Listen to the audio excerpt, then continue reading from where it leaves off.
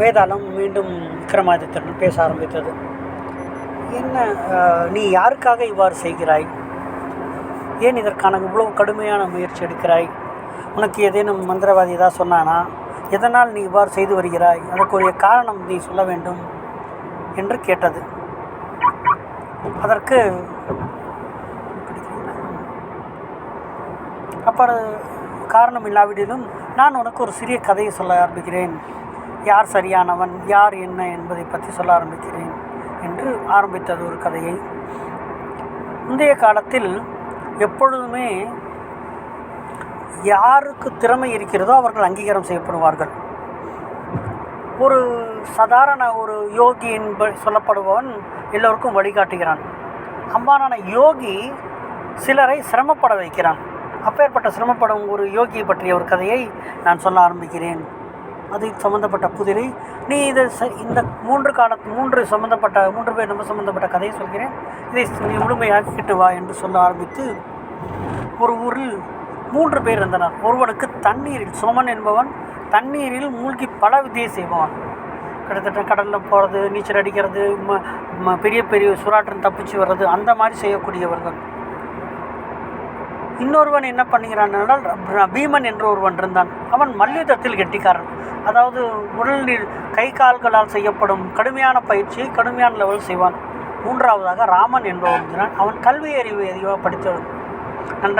மிச்ச கல்வி படித்திருப்பான். அந்த காலத்தில் கல்வி அறிவுக்கும் இது உண்டு, உடல் ரீதியாக வேலை செய்பவர்களுக்கு உண்டு, நீரின் மூலமாக செய்பவர்களுக்கு 3 வகையான பணிகளை மேற்கொண்டு 3 வகை இருந்தனர். அந்த 3 பேரும் அந்த கிராமத்தில் அமைதியாக இருந்த பொழுது பஞ்சம் வந்தது. பஞ்சம் வந்தால் அந்த காலத்தில் மறு கிராமத்தை தேடி ஓடுகிறார்கள். அதே மாதிரி ஒரு பஞ்சம் வந்தோடனே அந்த 3 பேரும் பக்கத்தில் இருக்கிற கிராமத்துக்கு வருகிறார்கள். அப்பொழுது அது பேர் ஸ்ரீநகர்னு சொல்கிறாங்க. அங்கே ஈஸ்வரன் அப்படின்னு ஒரு ஜமீன்தார் இருந்தார். இந்த கிருபானந்த யோகி இறைவனுக்கு பூஜை செய்து கொண்டு இருக்கிறார். இந்த ஜமீன்தார் அந்த யோகியிடம் நமஸ்கரித்து, ஐயா உங்களது பூஜை பார்க்க வந்திருக்கிறேன் என்றார். கண்மூடி ஒரு பழத்தை எடுத்து கொடுத்து, உங்களுக்கு நல்ல பேரன் பிறப்பான் என்று ஆசீர்வதிக்கிறார். அப்பொழுது ஜமீன்தார் சொல்கிறார், மிகவும் ஆச்சரியப்பட்டு எல்லோரும் போன பின்னர் அமைதியாக, எனக்கு குழந்தைகளே கிடையாது, எனக்கும் வயதாகி விட்டது, எப்படி எனக்கு பேரன் பிறப்பான் என்று சொல்லிடு அப்படிங்கும்போது, இல்லை இது தெய்வத்தின் வாக்கு, உங்களுக்கு பேரன் பிறக்க வேண்டும் என்றால் ஒன்று செய்யுங்கள், உங்களுக்கு குழந்தை இல்லாவிடில் சிறந்த ஒரு ஆலயத்தை நீங்கள் தத்தெடுத்து கொள்ளுங்கள், அவனுக்கு திருமணம் செய்துவார்கள், அவன் மூலம் கிடைக்கும் குழந்தைகளுக்கு உங்களுக்கு குழந்தை பேரனாகவே ஆகிவிடுமே என்றவுடன் ஜமீன்தாருக்கு அந்த யோசனை சரியெனப்பட்டது. குழந்தையை மட்டுமே தத்தெடுப்பதற்கு பதிலாக பெரியவர்களை தத்தெடுத்துக்கொண்ட நிகழ்வுகளும் கதைகளில் வருகிறது. இது அதுக்கே இது விஷயம். எப்படி பெரியவனை தத்தெடுக்கலாமா, குழந்தையை தான் தத்தெடுக்கிறோங்கிற ரூல் தான் இருக்குது. ஆனால் பெரியவர்களை தத்தெடுத்ததாக இந்த கதைகள் வருகிறது. அப்பொழுது இந்த யாரை தத்தெடுப்பது என்று சொல்லும் பொழுது இந்த 3 வருகிறார்கள். யார் திறமையானவனோ அவனையே தத்தெடுக்க வேண்டும் அப்படின்னு சொன்னபோது இந்த 3 பேரையும் பார்க்கிறார்கள். இந்த 3 பேரும் ஒன்று சொல்லுகிறார், அப்பா, இந்த ஜமீன்தார் குழந்தை பாக்கியம் இல்லை, அவருடைய மனைவி கர்ப்பமாக தசரத மலையில் வசிஷ்டர் மரத்திலிருந்து ஒரு பழம் உள்ளது, அதை தாங்கள் கொண்டு வந்தீர்கள் என்றால் இவர்கள் தன் சொத்தில் பாதி தங்களுக்கு தளர்ந்து விடுவார் அப்படின்னு சொல்லிட்டு, எனக்கு அது எங்கே இருக்குன்னெலாம் தெரியாது, ஆனால் மேற்கு திசையில் மட்டும் இல்லை அப்படின்னு சொல்லிட்டு 3 பேரையும் 3 பக்கம் அனுப்புகிறாங்க. 3 பேரில் முதல் ராமன் ஒரு ஊருக்கு செல்கிறான். அங்கு ஒரு குடியானவன் பணி பார்த்து கொண்டிருக்கிறான். எல்லாரோடும் விசாரிக்கிறார்கள், எங்கே தசரத மலைன்னு. அந்த குடியானவன் சொல்கிறான், நீ எனக்கு ஒரு 2 வாரம் என்கிட்ட வேலை செய். இவருக்கு இன்னொரு கண்டிஷன் போடுறாரு, 2 மாத காலம் ஆகியும் தங்களால் தசரத மலையையோ வசிஷ்டர் படத்தையோ கண்டுபிடிக்க முடியாவிடில் நீங்கள் 3 பேரும் திரும்பி வந்து விடுங்கள் என்று அந்த யோகி சொல்லியிருக்கிறார். கிருபானந்தர் என்ற யோகி. அந்த யோகி சொன்ன வார்த்தையை கேட்டுக்கொண்டு போகிறார்கள். ஒருவன் சொல்லுகிறான், என்னுடன் ஒரு 4 வார காலம் தங்கியிருந்தால் உனக்கு அந்த தசரத மலையை பற்றிய தகவல் தருகிறேன் என்கிறார். உடனே ராமன் அவர் கீழ்ப்பணிந்து அவனை மிக மோசமான வேலையாளர், அந்த காலத்தில் அடிமைகள் சொல்லுவாங்க, பரசி அடிமைகள், அவர்களுக்கென்று எந்த விதமான உரிமைகளும் இல்லாமல் இருக்கும், அதுபோல் எந்தவித உரிமைகளும் கொடுக்கப்படாமல் மனிதனாகவே நிறுத்தப்படாமல் சராசரி மனிதனோடு அடிமையாகவே நடத்தி கொண்டிருக்கிறான் ராமன். அதையும் பொறுத்து கொண்டு வருகிறார். கடைசியாக அவர் சொல்கிற 4வது வாரம் முடிவடையும் பொழுது மெதுவாக, நீ இவ்வளவு அடிமாடு மாதிரி இருக்கும் புத்திசாலி இல்லாதது, நீ கல்வியறிவு படைத்தவன் என்று வந்தாய், ஆனால் உன்னிடம் புத்திசாலித்தனமே இல்லை, நீ எப்படி அடிமை போல இருப்போம் நம்பி எப்படி அந்த ரகசியத்தை சொல்வது? ஆகவே உனக்கு என்னால் அந்த ரகசியம் சொல்ல முடியாது, நிராகரித்து விடுகிறார். நீ கல்வியறிவு பெற்றவன் அல்ல, எப்பொழுதும் நீ அடிமை போல் எந்தவித யோசனையும் இல்லாமல் இருப்பதால் இவர் என்ன நினச்சார், அவர்கிட்ட நல்லபடியாக இருந்தால் தான் அந்த தகவல் பெற முடியும்ட்டார். அவர் அதையே திருப்பி போட்டு எதுவும் அந்த அவருக்கு தெரிஞ்சிருக்கோ தெரியலையோ, அதை பற்றி கதைகள் கர்த்தாவோ பின்னாடி வந்தவர்களோ எதுவும் சொல்லவில்லை. மனம் நொடிந்த ராமன் பல்வேறு திசைகளில் இவன் வடக்கு நோக்கி போயிருக்கான், நிறையா பக்கம்லாம் சுற்றி பார்க்குறான், எதுவும் தகவல் தெரிவதில்லை. 2 மாதம் கழிகிறது, திரும்பி வந்து விடான். அடுத்ததாக பீமன் செல்கிறார். சென்று மொழியில் சந்தைகளிலும் மார்க்கெட்டில் எல்லா இடத்துலையும் கேட்குறான். அங்கே ஒருவன் சொல்கிறான், எனக்கு இந்த பெரிய மலையை தாண்டி போகணுன்னு ஒரு ஆசை, எனக்கு தனியாக போக முடியல, உன்ன மாதிரி ஒரு பலசாலி கூட்டு போனால் மரங்கள்லாம் உடச்சி கிடச்சி எனக்கு ஒரு வழி பண்ணி கொடுப்பேன். ஏன் நீ சொல்லக்கூடிய தசரத மலை இந்த மலைக்கு பின்னாடி இருந்திருக்கக்கூடாது அப்படிங்கிறான். அவனுடைய ஆசைக்காக இவர் உடல் ஏற்றி காட்டுக்குள் அல்லும் பல்லும் காட்டுக்குள் எப்படி எங்களுக்கு சாப்பாடு கிடைக்கும், தண்ணி கிடைக்கும், எதுவுமே தெரியாது. எப்படியும் அந்த மரத்தை தாண்டி சென்று அந்த மலையை அந்த இதுவும் சென்று போய் பார்க்கும் பொழுது அந்த மலைக்கு பின்னர் வெறும் ஒரு காட்டாற்று வெள்ளம் மட்டுமே, ஒரு பெரிய நதியின் பாகம் மட்டுமே இருக்கிறது. திரும்பி வந்து விடுகிறார்கள். அதற்குள் அவர் கொடுக்கப்பட்ட 2 மாத அவகாசம் முடித்தவனால் பீமனும் திரும்பி ஸ்ரீநகருக்கே செல்கிறான். அடுத்ததாக சோமன் நீரில் விளையாட செல்லுவான். நீரில் சென்று கொண்டு வருகிறான். அப்பொழுது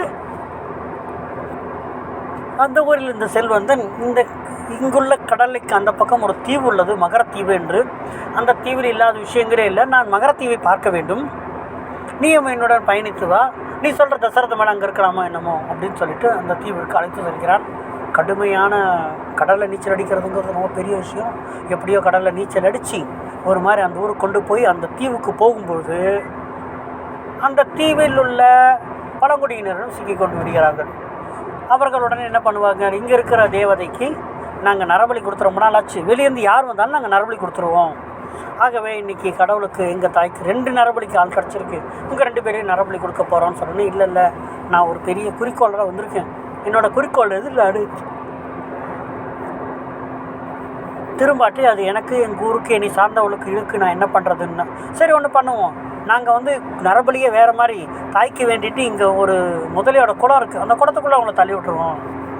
குளத்து வீரர் அந்த தாய் முதலையாக உங்களை சாப்பிட்டு விடுவாள் அப்படின்னு சொன்னேன். அந்த தனவந்தர் என்ன சொல்கிறான், இன்னும் எனக்கு பதிலாக நீங்கள் இவரை முதல்ல தள்ளி விடுங்க, இவர் போய் தப்பிச்சு வந்துட்டான்னு சொன்னால் உங்கள் தேவதை எங்களை பலி எடுத்துக்க விருப்பம் இல்லைன்னு சொல்லி எங்களை உயிரோடு விட்டுறணும் அப்படிங்கிறாரு. அதே மாதிரி சோமனை தள்ளிவிட அவன் நீந்தில் அசூரன் என்பதால் அசாகவன் நீந்தில் அத்தனை உயிர் பணையும் வைத்து வெற்றிகரமாக இக்கரையிலிருந்து அக்கறை சென்று வந்து விடுகிறான். ஆகவே அவன் குளத்திலிருந்து தப்பித்ததால் அந்த பழங்குடியினர்கள் என்ன செய்கிறார்கள், அந்த தீவில் உள்ளவர்கள் தனது தேவதை இவனை உயிர் பலி எடுக்க விருப்பம் இல்லை, ஆகவே திருப்பி கொடுத்து விட்டால் என்று இருவரையும் திருப்பி அனுப்பிவிடுகிறார்கள். 2 மாதம் கழிந்தால் 3 பேரும் திரும்பி வந்துவிட்டனர். மீண்டும் அந்த ஜமீன்தார் அந்த யோகி அழைக்கிறார். அப்பா என்ன பண்ணுறது இப்போ 3 பேரையும் அப்படின்னு சொன்னோன்னே, 3 பேரில் யார் திறமைசாலிகளோ அவரை நீ தத்தெடுத்துக்கொள். நான் ஒரு உவமைக்கு தான் சொன்னேன், தசரத மலை என்றோ அங்கு வசிஷ்டர் மரத்திலிருந்து பழம் என்றோ சொல்லவில்லை. இவர்களுக்கு உண்மையான முயற்சி யார், அது இருக்கிறதுலேயே த பெஸ்ட் பர்சன், தன்னுடைய முயற்சியில் சரியான மனிதர் யார் அப்படின்னு சொல்லும் பொழுது யாராக இருக்கும் என்று சரியான உனக்கு விஷயம் தெரிந்து சொல்லாவிடால் உன் தலை வெடித்து விடும் என்று வேதாளம் சொல்ல விக்ரமாதித்தன் தன் மௌனத்தை கலைத்தான். யார் இதில் பெரியவர்கள்? தண்ணீரில் உயிரை கொடுத்து உயிரை முன்னிறுத்து கஷ்டப்பட்ட சோமனா, மலை போட அடர்ந்த காடுகளில் தன் உடல் வளர்த்து இருப்பதால் மிக மிக சிரமப்பட்டு வந்த பீமனா, ஒருவரின் அடிமையாக பணியாற்றிய ராமனா என்ற கேள்வி சொல்லும் பொழுது, ராமன் 3 பேரில் ராமன் என்ன செய்திருக்கிறான் என்றால், தன்னுடைய நிலையை கீழே இறக்கி கொண்டு தான் கல்வெறி படைத்திருந்தாலும் அவன் ஒரு சமான அடிமையாக பணியாற்றி ஏன் அவனது உத்தேசத்திற்காக தன்னுடைய அறிவை முன்னிறுத்தி அதையும் விட்டு கொடுத்திருந்தவனே சிறந்தவன். மற்றபடி பீமனோ சோமனோ அவர்கள் தங்கள் தகுதி எங்குமே இறக்கவில்லை. தன் தகுதியை காட்டி மேன்மனிதர்கள். தன் தகுதி இருப்பினும் தன் தகுதியை நம்மகிட்ட ஒருத்தரை அடிக்கக்கூடிய தகுதி இருந்தும் எல்லாம் வல்ல நம்மகிட்ட அதிகாரம் அதிகமாக இருந்தும் யார் ஒருவர் அந்த அதிகாரத்தை உபயோகப்படுத்தாமல் பொறுமையோடு இருந்து அவர்களோ அவர்களே சிறந்தவர்கள். அவ்வாறாகின் ராமன் அவ்வளவு கல்வியறை படித்திருந்தாலும் அவன் கல்வியறிவின் மூலமாக தன்னுடைய எஜமானனை வஞ்சிக்காமல் எஜமானிடம் உண்மையாக நடந்து கொண்டதால் அவனே சிறந்தவன் அப்படி என்று விக்ரமாதித்தன் கூறுகிறான். இதையே நமது இந்திய சரித்திரங்களும் இதிகாசங்களும் கதைகளும் பெரிய பெரிய தலைவர்களும் இதை ஒப்புக்கொள்கிறார்கள். நாமும் இருக்கும் எஜமானனுக்கு உண்மையாக இருப்போம். நமக்கெல்லாம் எஜமானன்னா ஒரே ஒருவர் தான், அவன் கடவுள். அவனுக்கு உண்மையாக இருப்போம் என்று இன்றைய பகுதியை முடித்துக்கொள்ளலாம். ஓம் சாந்தி சாந்தி சாந்தி.